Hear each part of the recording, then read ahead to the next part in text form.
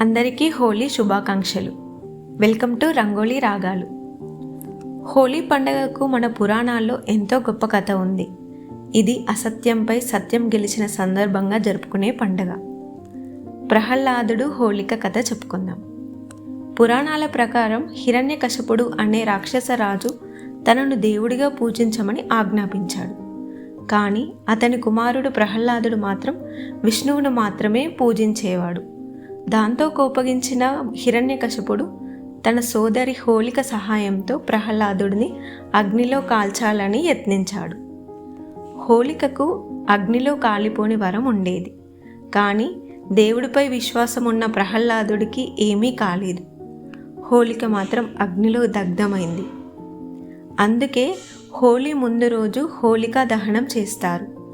ఇది చెడుపై మంచితనం గెలిచిన సూచిక. నరసింహ అవతారం ప్రహ్లాదుడిని రక్షించడానికి విష్ణువు నరసింహ అవతారంలో అవతరించి హిరణ్యకశపుడిని సంహరించాడు.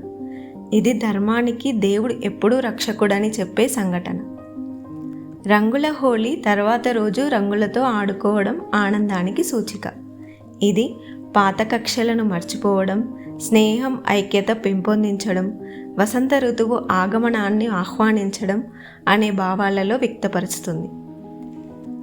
హోలీ అంటే కేవలం రంగులు కాదు, భక్తి, ధర్మం, ప్రేమ, చెడుపై మంచితనం గెలిచిన రోజు. మీ జీవితంలో హోళిక లాంటి చెడు అలవాటు ఏది?